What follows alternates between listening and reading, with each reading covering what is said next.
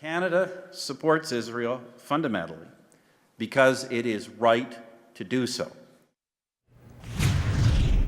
Except one Liberal MP disagrees with Mr. Harper. He plans to run again for the Liberals in the next election, and he says the Harper Conservatives are using the conflict in Gaza for their own political gain. But it is what he tweeted that may raise an eyebrow or two. JJ McCullough joins me now, and I think actually JJ, it might have been a Facebook post that he wrote.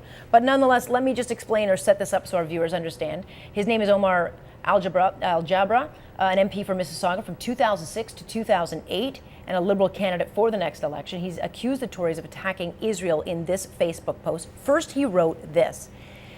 Let's pull up that comment. He wrote, tragic. And I can't read my writing. My thoughts and prayers are with the innocent civilians caught in blind and cruel bombing. And then he wrote, minutes later, tragic. My thoughts and prayers are with the innocent civilians on both sides caught in the bombing. All right, so JJ, what's the problem here with what he did? Well, it's extraordinarily disingenuous in the way that he sort of edits his comments after the fact, because in fact, not only did he post that comment about the blind and cruel bombing, is that he linked to an article in The Guardian, which of course is a British newspaper, or quite a far left newspaper that's infamous for its sort of anti-Israel bias. And the story that he was linking to sort of framed Israel as basically being guilty of war crimes because Israel bombed the house of a Hamas commander, in which the Hamas commander was not actually there at the time, so 5 innocent civilian Palestinians ended up getting killed. Mm-hmm. And so the idea was that the way that this article was framed is like, oh, look at Israel, what a monstrous country this is, just sort of bombing, Palestinian civilians all sort of willy-nilly. And so that was kind of the argument that he was making when he said sort of a cruel or a blind and cruel bombing. He was sort of highlighting this supposed episode as sort of being illustrative of Israel's sort of greater sort of monstrosities.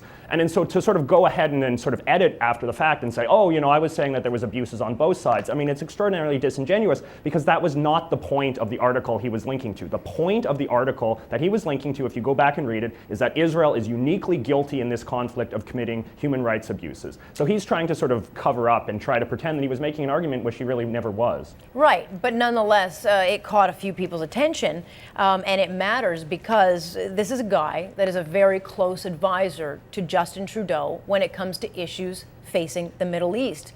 And if the Liberals want to paint themselves as a party that is backing Israel and supportive of Israel, they might want to tell this guy about that. Yeah, I mean, this is supposedly one of the issues that distinguishes the Liberal Party from the NDP. I mean, we were talking about this the other day, sort of what is actually a difference between the parties these days. And, the Liberal Party tries to think of itself as the party of sort of pragmatism, of sort of moderation, of common sense in foreign policy issues. I mean, it's worth noting that one of the reasons why Bob Rae left the NDP back in the day was that he saw the NDP being too anti-Israel, sort of too in sort of the pocket of the kind of the far left, militantly anti-Zionist, anti-Israel sort of scene. And so Justin Trudeau, of course, has tried to sort of have a sensible position, a position that was sort of articulated by Paul Martin when he was Prime Minister, to sort of move Canada closer to a stronger sort of alliance with Israel, the country that, as the Prime Minister just said in that clip, is the champion of democracy and human rights and freedom and liberty in the Middle East. And so for Justin Trudeau to now have one of his high-profile candidates coming out and saying this, well, it's a terrible bit of complicating of that message for him, which I think is why you've seen the Liberal Party has now been taking a sort of more strong tone in regards to this current conflict. When the conflict first broke out, Justin Trudeau, Marc Garneau, sent out a release on the Liberal Party website that basically said, we call for both sides to sort of stand down. Both sides should join a ceasefire. Since this comment, Justin Trudeau has released a comment which essentially just sort of says blames Hamas, sort of blames the Palestinian side of this conflict and doesn't really sort of attempt to equivocate whatsoever. Yeah, look, Ezra Levant did this issue and kind of opened this whole can of worms last night on his show, and I think it's an important show for everyone to see because, if elected and if Justin Trudeau happens to win, this guy would be shaping Middle East policy for this country, and I think it's important where people understand where he stands on this. Ezra pointing out that this is a gentleman who is associated with the Canadian Arab Federation. This is a guy who, even though Canada recognizes Hamas as a terrorist group, he says that's Canada's opinion. This is a guy who views Israel's they call them a brutal and longest standing occupier. He says Israel is comparable to Saddam Hussein. And then posted, when Yasser Arafat, another terrorist, died, that he was mourning for Yasser Arafat. he also is a guy, and this probably was the big eyebrow raiser for me, is, you know, when Ontario was grappling with the issue of Sharia law, and thankfully it never got in, he was saddened by that. I mean, this is a guy shaping Middle Eastern policy, possibly, for the Liberal Party? Yeah, I mean, in this country, we often, when we talk about the Prime Minister and the Conservative Party's sort of very strong pro-Israel stance, we often tend to frame it as like, oh, you know, they're just after Jewish votes, you know, they're just after sort of the votes of right-wingers. It's important to understand as well that there is such a thing as the Muslim vote as well, and that the Liberal Party actually wins the Muslim vote quite handedly. But the issue is that, you know, whether or not you want to be sort of actively pandering to sort of the most extreme faction of that vote, whether or not Even though we should point out, the Jewish vote is very, very small in this country, so I'm not really sure what advantage Mr. Harper gets in going after the Jewish vote.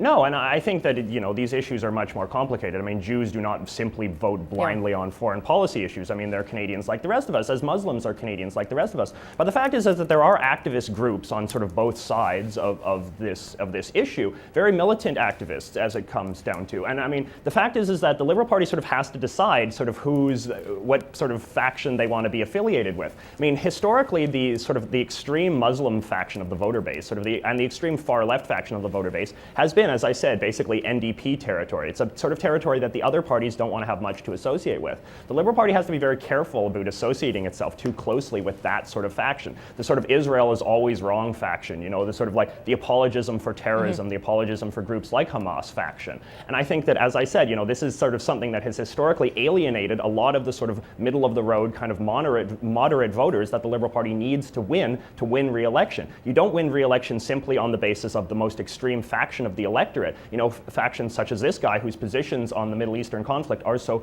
you know, grotesquely one-sided and seem to be dictated, you know, I suppose by religion or by ethnicity or by just a very particular sort of one-sided centric perspective on the Middle East. No, you win by being moderate, by being pragmatic, by looking at a common sense sort of perspective of things. And I think by any rational common sense perspective, you would have to argue that Israel is demonstrably the correct party, is the good guys in this conflict. You know, they're the ones that are going out of their way to protect civilians, while Hamas is just, if anyone is, as the fellow said, you know, blind, cruel attacks. Well, if anyone is engaging in blind, cruel attacks, it's the Hamas people that are firing rockets into major civilian centers, not the Israelis who are going out of their way to protect Palestinian civilians. But you know, you well know, JJ, that this will not get any traction in the media.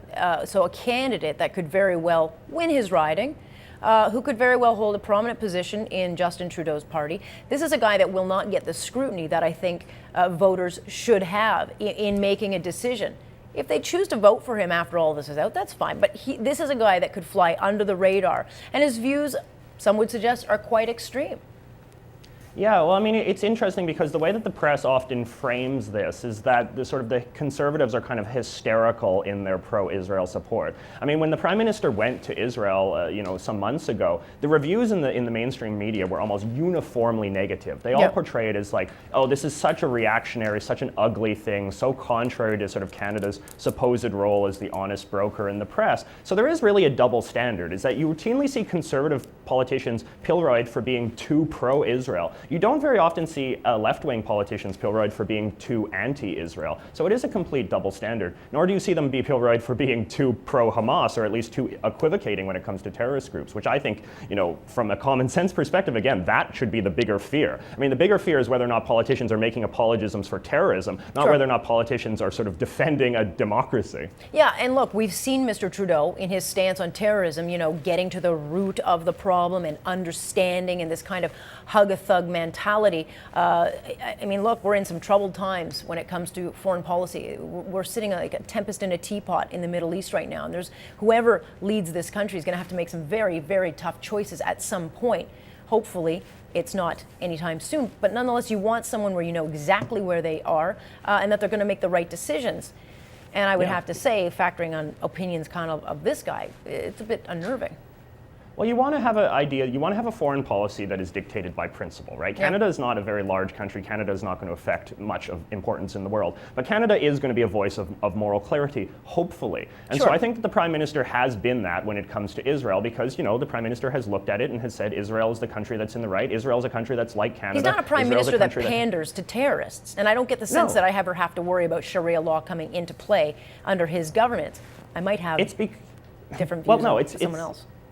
it's because that the Prime Minister is concerned about just the black and white, the morality of a situation, the principle of the situation. I think that parties on the left are often, their position is dictated by a lot of sort of weird, compelling factions. You know, it's dictated by a certain pandering to a certain sort of ethnic bloc. It's dictated by a certain like weird ideology of sort of equivocating between Western nations and non-Western nations, and sort of moral equivalency of like, well, we're all sort of equally guilty, and that's sort of how you show that you're a principled, educated person, is that you don't take sides and that you have a foreign policy that's always exactly in the middle of all of these kinds of things. So it's a very sort of, in some ways it's a question between morality and ideology. And I think that the Conservative Party has dictated that they want to have a foreign policy that's dictated by morality, dictated by principle. The left-wing parties, they still don't exactly know what foreign policy should be about. It's just about this kind of confused cloud of ideological stances that are dictated by all of these compelling factions, which I think at the end of the day makes the choice pretty clear. Yeah, I'll take morality over ideology any day.